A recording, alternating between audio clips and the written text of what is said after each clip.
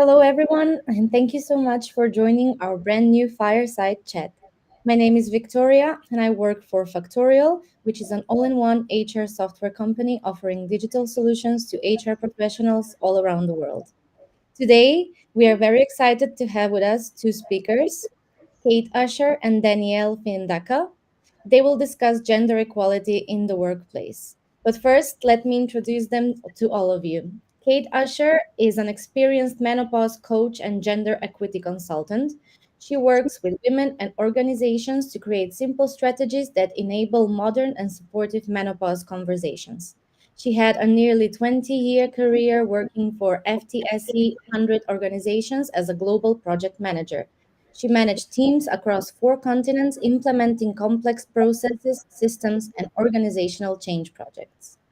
And on the other side, we have our male for today. His name is Daniele Fiandaca, and he is the founder of Token Man Consulting, an inclusion and diversity consultancy which specializes in engaging senior leaders and men with IND and inspiring them to become inclusive leaders and agents of change, creating workplaces that are truly inclusive and diverse. He was named one of Management Today's top 30 male agents of change, and most recently, one of the top 50 trailblazers in gender equality in the UK.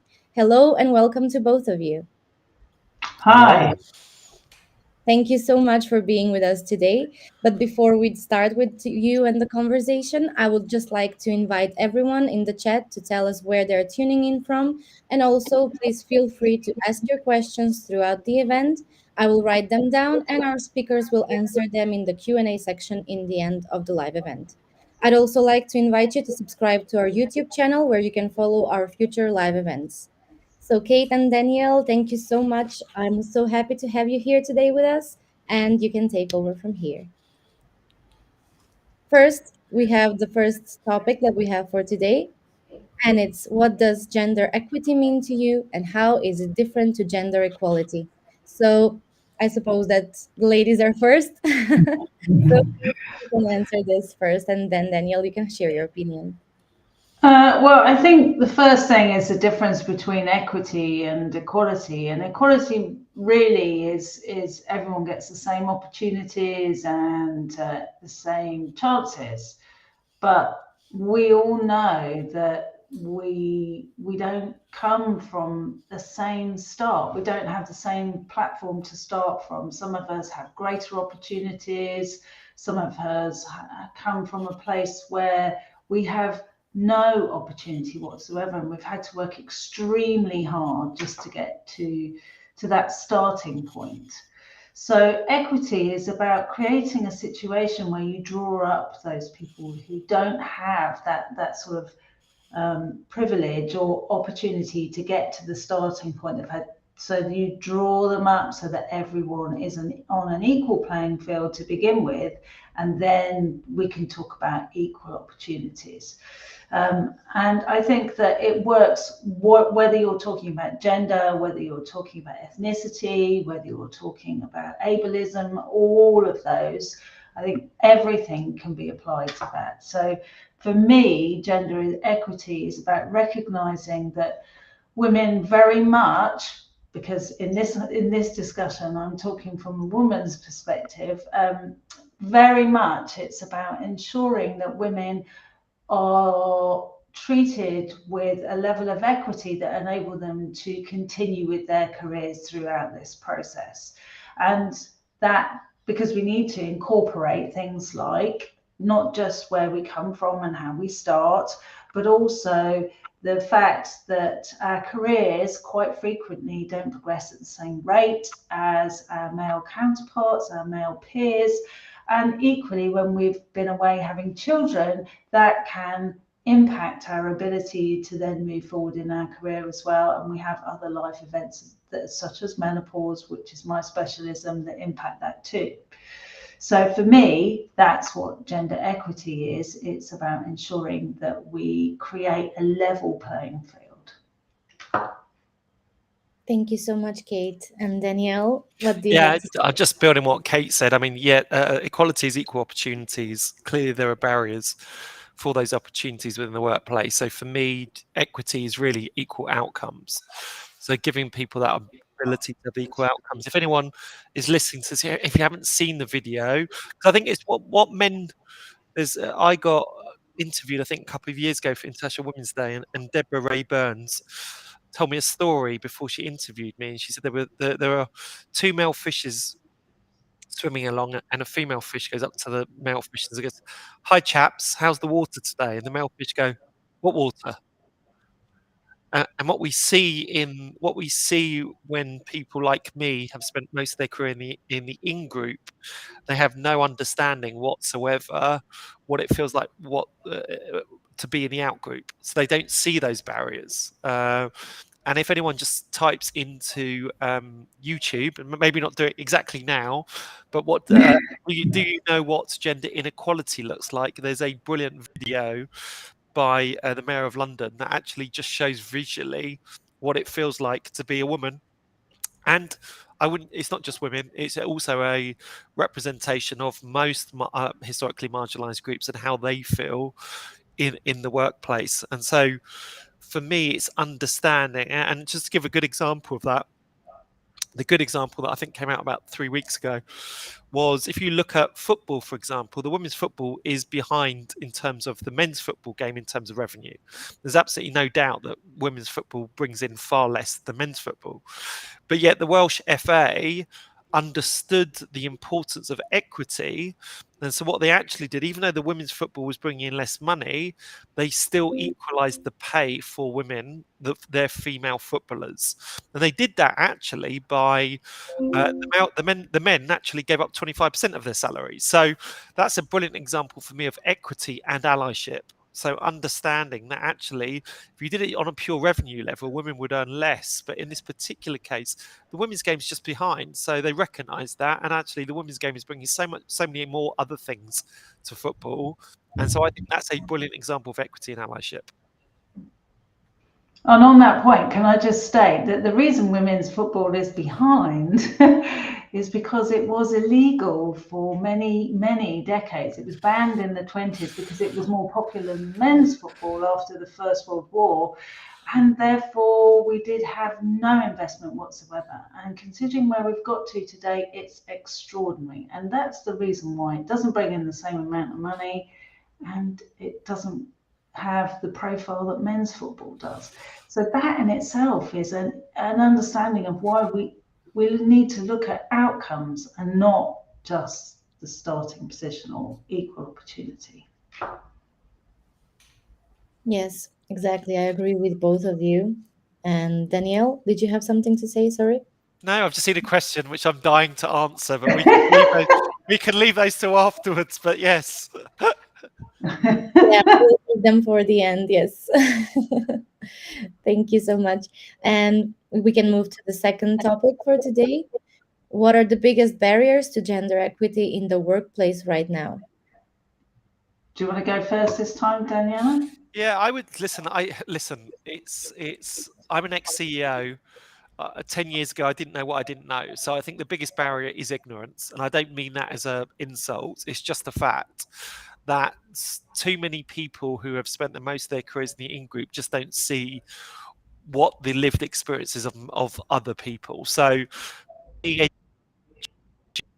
lack of education, the lack of, and we'll come on to unconscious bias training, but the lack of the right type of training. You probably couldn't already tell what I'm going to conscious bias training, but the right kind of training that actually does take people on a journey, get them to understand it, and start to embrace it. I mean, the stats last week. I was on a podcast this morning, and someone said, and it was a Mojo podcast, and they said to me, "What was my Mojo today? How did I score out of 10?" At the end of last week, my Mojo was at 2.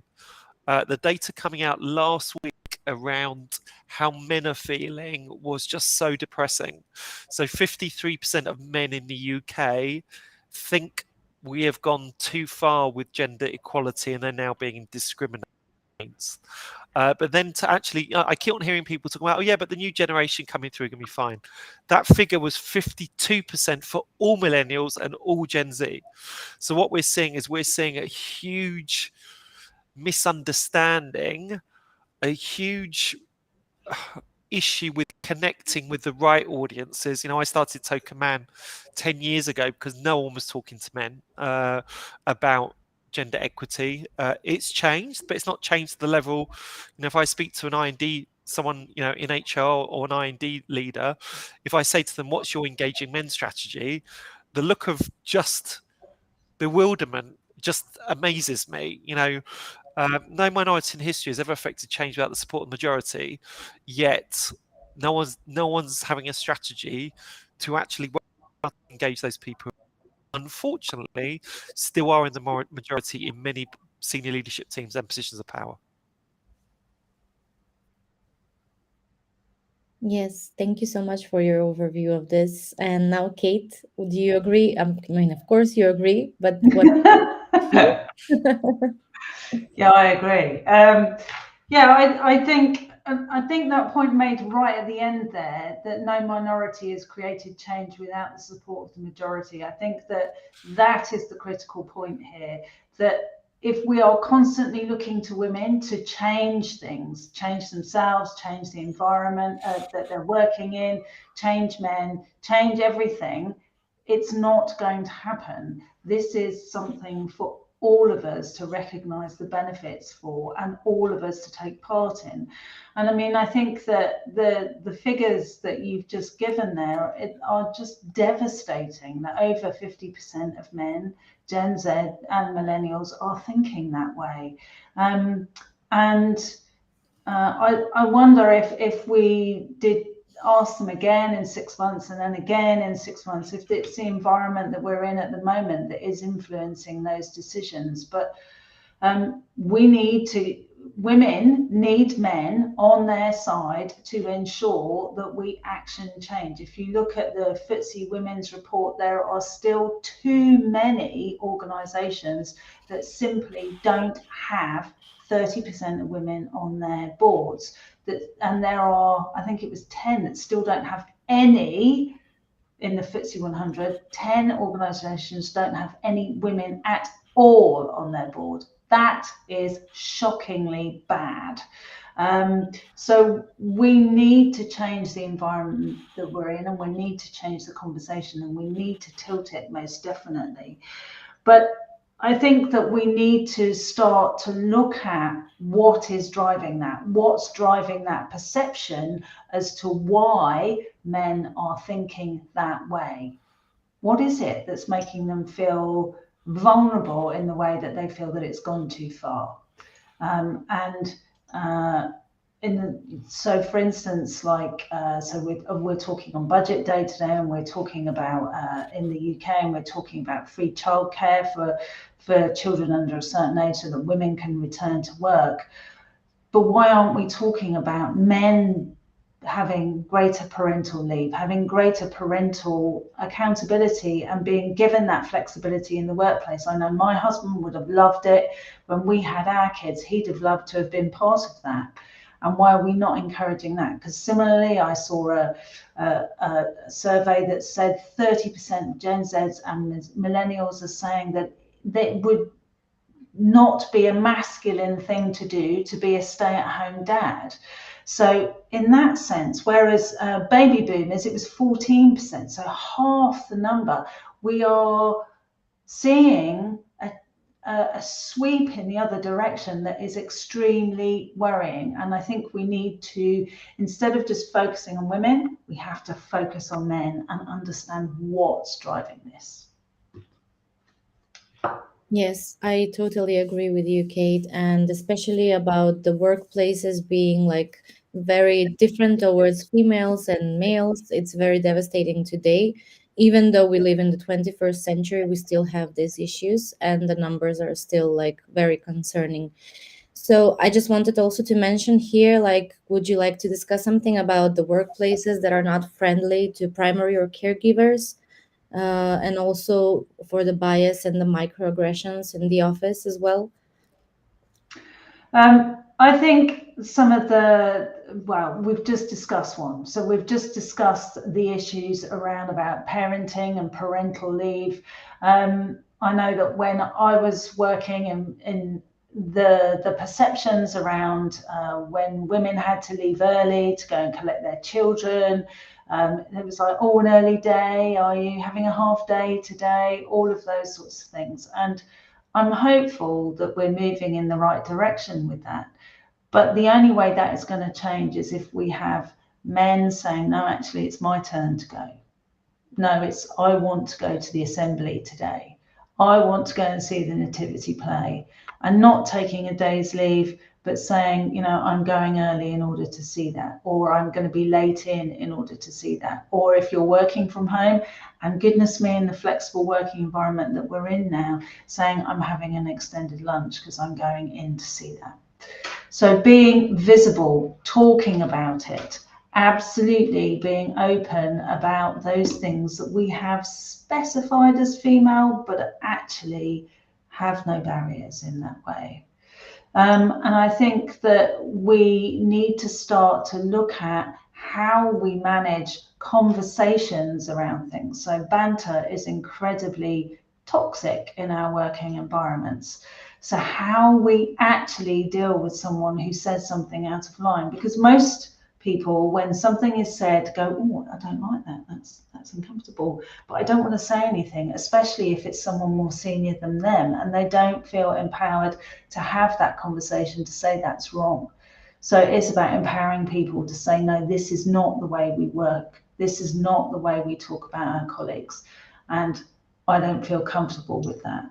And having the ability to say that. So setting our cultures out as gender equal, gender inclusive environments. That's really important. And then equally ensuring that our places of work are designed to be inclusive, so that they do include the needs of both, of all genders and all abilities, to ensure that it's a place which draws people in.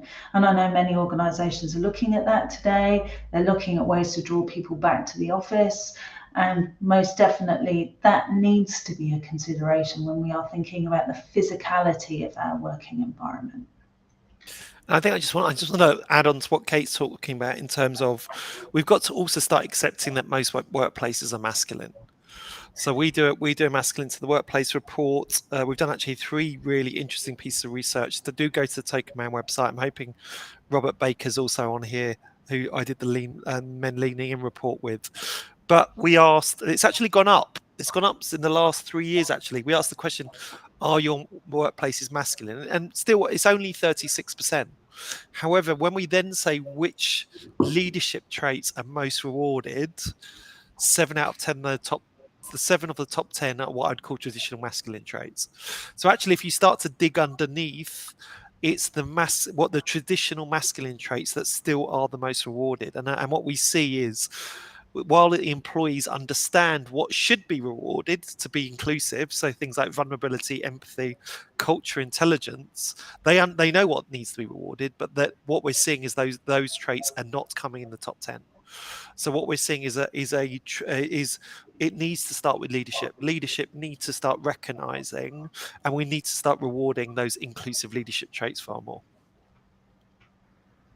Yeah, and I'd like to get your thoughts on this, Daniele. I wonder if we should make it as part of the pay scales and ensure that people are bonus based on how they behave in this, because 100%. Yeah.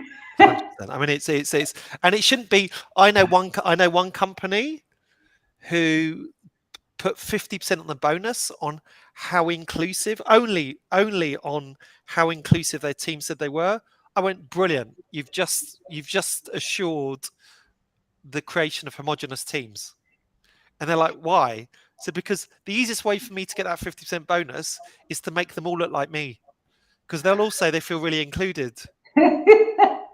So for me, that's, you have to look at diversity of your team as well. So it's the combination of those 2 things. And ultimately what you're trying to create is belonging. But 100%, I think people should, as part of their appraisal process, should have a box saying, how have you shown empathy? Box saying, how have you shown vulnerability? And box saying, how have you developed your culture intelligence and used it in your workplace? Yeah, Absolutely. And I think driving underneath that, we're starting to see that those organisations that do invest in a diverse environment, diverse thought, are far more agile and able to deal with the shocks that business encounters these days. So absolutely, the return is there, and it's marked and noted. So it's something that we absolutely need to have, that many organisations are missing out on because they are not recognising this as valuable. Yes, I agree with both of you, and I love your perspectives that they're aligned, even though they're male and female. And I also just wanted to mention here, as part of this topic, maybe Kate, you can talk about this more, like the impact of menopause as one of the biggest barriers to gender equity in the workplace. Okay, so I talk about this a lot. Obviously, it's my area. So menopause will affect every single woman. It's a fact of female life. It will also impact trans men and some non-binary people. Ovaries are the qualifying factor. So it's going to occur for most, not all, but most, between the ages of 45 and 55, although we are starting to see women coming forward with symptoms in their early 40s, late 30s, some, but definitely that age is coming earlier and earlier when we're starting to see the very early perimenopausal symptoms. And the issue here is it comes just at the point as that people are starting to really push forward with their career. It's the power phase when they've got back from their kids, if they've had them, and they're really starting to push for those senior roles. So for organizations, it is strategic it's a strategic issue to keep women in this phase so that they can take their seat in the C-suite, and that there aren't those organizations without women, that there aren't those organizations that haven't got the opportunity to promote homegrown talent. So the issue is that as they're coming into this, these symptoms come along, and if we don't talk about it, if we don't support women, then 10% of all women leave work completely, and a further 10% consider leaving work, and that the 20% of your top talent are thinking that they may well leave your organization at the point when they are at their most valuable. You've invested heavily to this point, you've trained them, they are connected, they have knowledge of how your organization and how your industry works, and at that very moment they could step away, either out of the organization completely or away from their potential. And that's where this starts to get really serious issue, because once out, women find it very, very difficult to come back.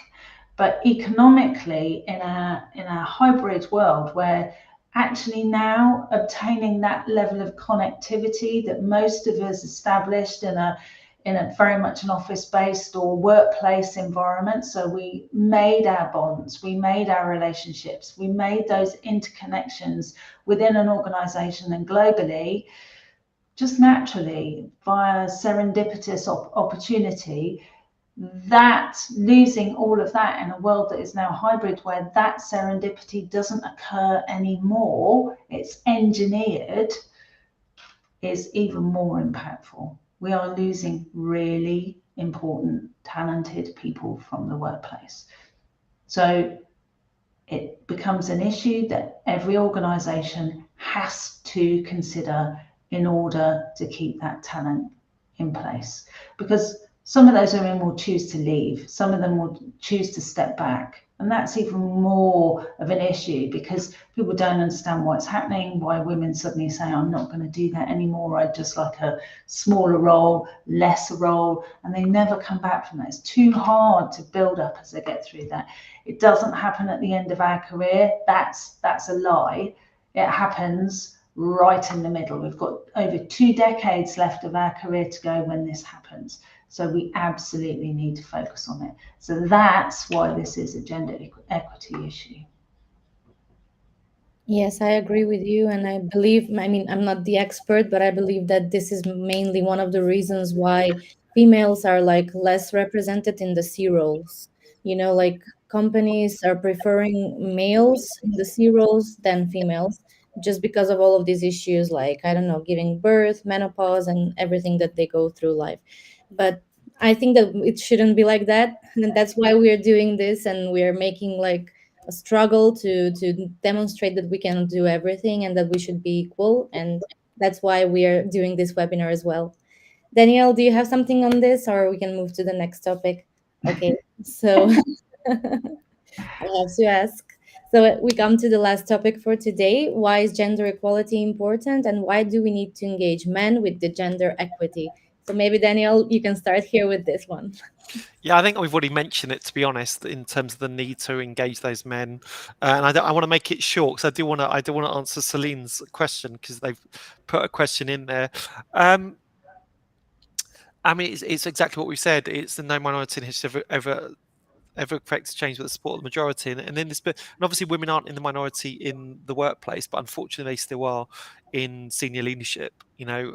Again, I know you quoted the work that 30% Club has done. I think they've done some amazing work, but I still slightly think it can be.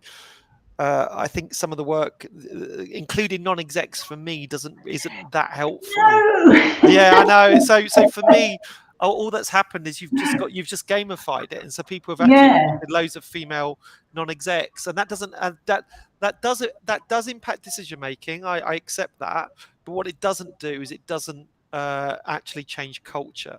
And what we're talking about dominant cultures that are exclusive, and the people that benefit from those cultures are people like me, that look like me, that have actually spent their whole lives in the in group. So but I'm going to say it very quickly. The one thing, what I do think, there was a wake up call last year for the I&D industry, and we do have to understand why those men are saying it. And I think the first thing we need to do is start listening to those men. Why do people feel like they've been discriminated against? I mean, listen, I'm in. Hopefully, this is a shock, but I'm in my 50s, only just. But I expected to have a career now when I was going to be a non-exec. I'm not going to get a non-exec role right now. There is a reality for certain people. I'm fine. Don't worry. Don't feel sorry for me. I'm absolutely fine. But there is a reality to some of their concerns, and when no one's actually talking to them about their concerns or actually explaining how things are, you can see why people are pushing back and saying, "Do you know what? You've completely dropped me. You're not. Because the share of voice right now, when it comes to inclusion and diversity, is very skewed." Yes, I agree. And Kate, you have something to add to this? I'm so glad that you mentioned the NEDs. That is my absolute bugbear in this. Or the latest term is SIDS. That really drives me mad. What's it? It's the senior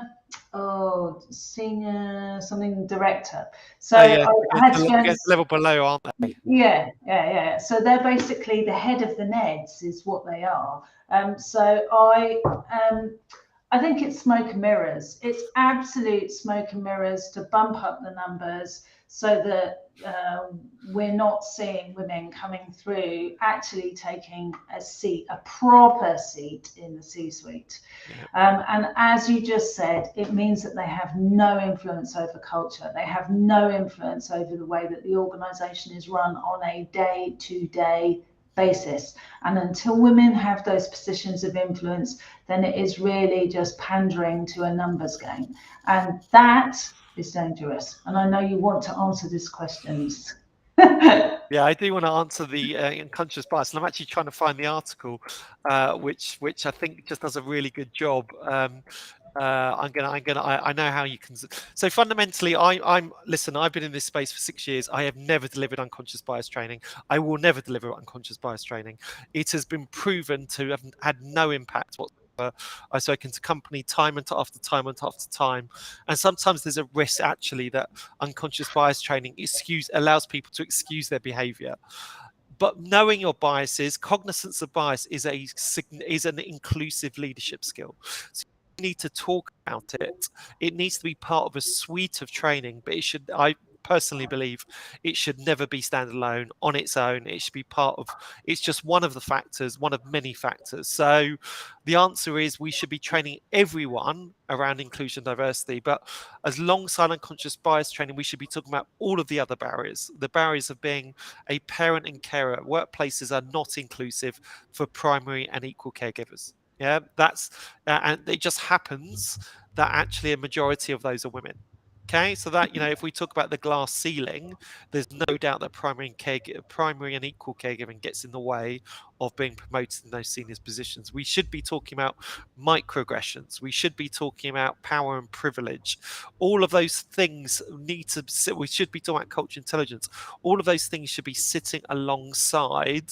I think at the moment, there's such a, the industry has got, I don't know why, and listen, some people seem to think that an I&D strategy is create employee resource groups, where guess what, we get the people who are historically marginalized to do more work than they were doing before when it was hard enough as it was, and unconscious bias training. That is not a strategy. And it's just poor. So we have to be doing much more in educating everyone across all of the things. And if you want to read a bit more, I agree with everything it says. Wired did a piece in 2020. It's called "Our Obsession with Unconscious Bias Created a Diversity Disaster." Thank you so much, Danielle. And we are finalizing our topics for today. We will move to the questions and answers now. And I know Danielle wants to answer the first question, so I will just show it here. Okay. It says, thank you for the great chat. Do you think it's important that your company offers awareness training to identify bias? That's what I just That's answered. wrong. Yeah, that's Yeah. what it's shooting. Yeah. Yeah. So, and then I have, of course, another question here. Let me just show it to you. Yeah. Have you noticed a trend towards a more diverse recruitment policy from hiring managers?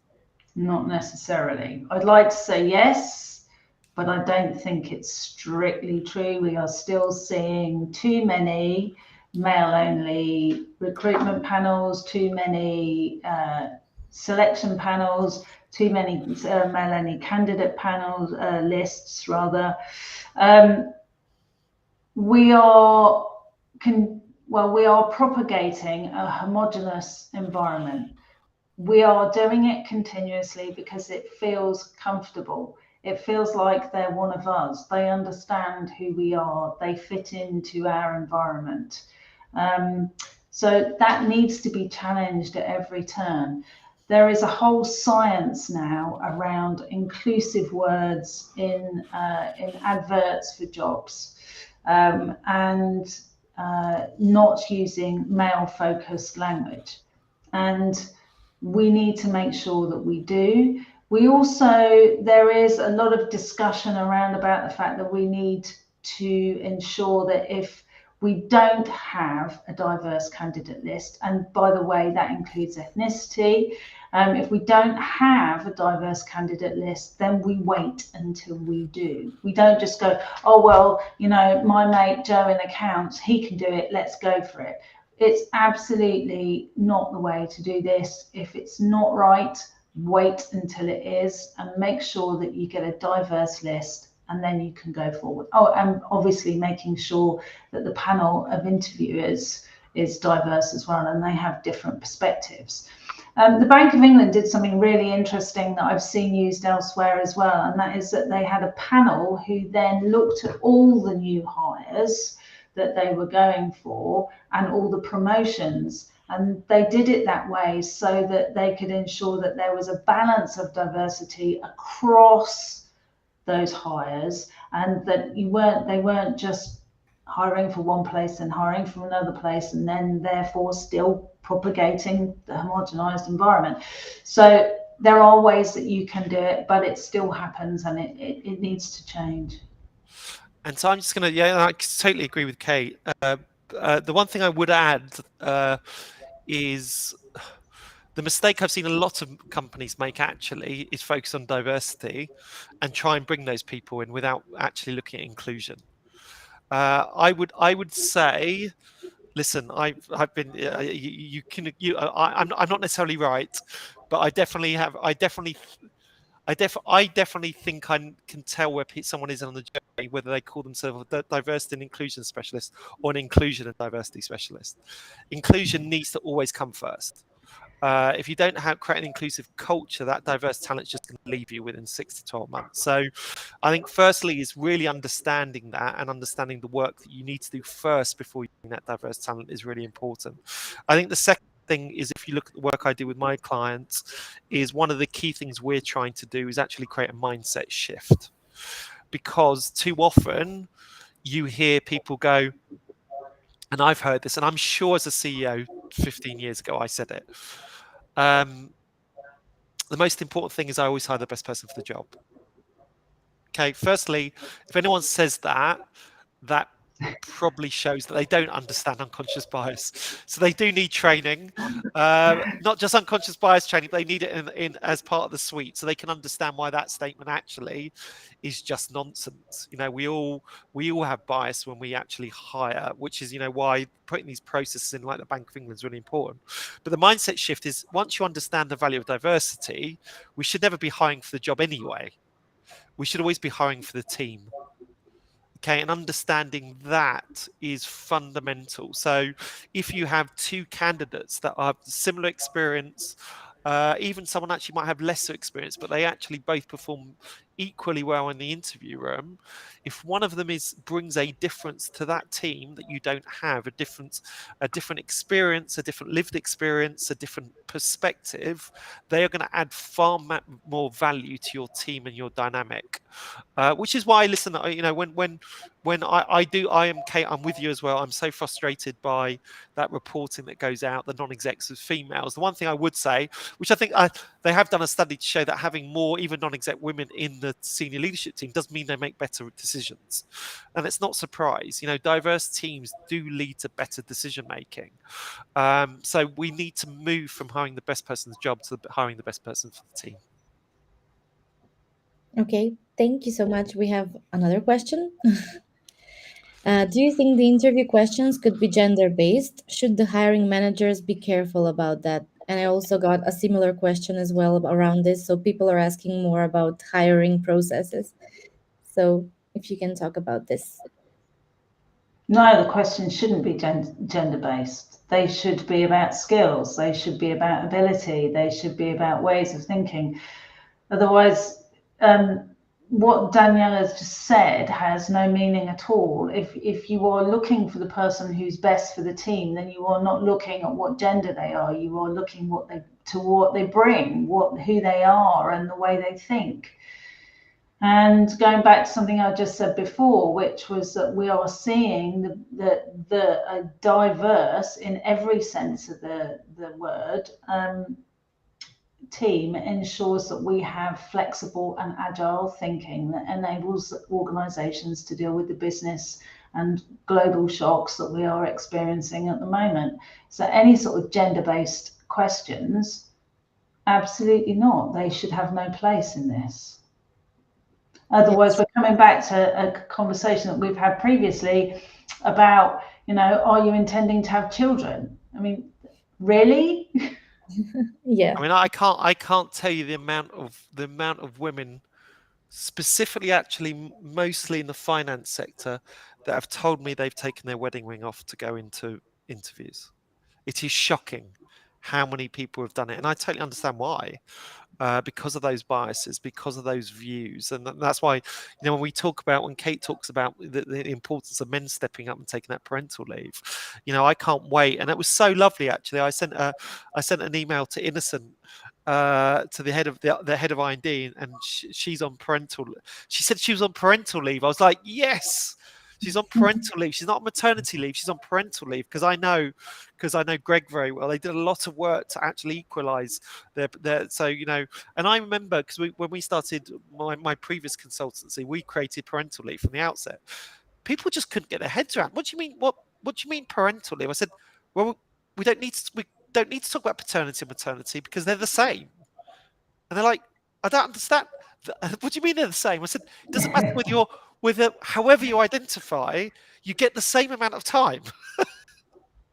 Yes, that should be the way. Yeah, Honestly. so that doesn't matter who's walking in the room, doesn't matter how they identify, you're at risk of losing them irrespective. Indeed. And I mean, in our fabulously diverse world that we live in now, we have same sex parents, we have people who don't identify as male and female who are parents. And we need to, parental is what it is. And it's the only term that's inclusive to all of those groups. Exactly. And that's why I invited both of you today, because I wanted to hear both perspectives, because we live in this 21st century and there shouldn't be like male or female. It should be just like you said, parental, and have like one term for both so that we can be equal, of course. Well, I've kept you a long time. We are like 40 minutes talking, and when did the time fly, you know? So, thank you so much for this. I have another set of questions, but of course, everyone who wants to ask something else, they can type the questions in, and then I'll ask Kate and Danielle personally and get back to you with the responses. Thank you, Kate and Danielle, once again for this. This was wonderful, and I enjoyed every single minute of it. And I also like to thank everyone who attended this live event. In the following days, we'll send you all the resources connected to this via email. For more HR events like this one and other videos connected to human resources, please don't forget to subscribe on YouTube, and you will get like on top of all of the HR trends. Thank you so much, and talk to you soon. Thank you, Bye Thank bye. everyone. you. Have a great Bye. day.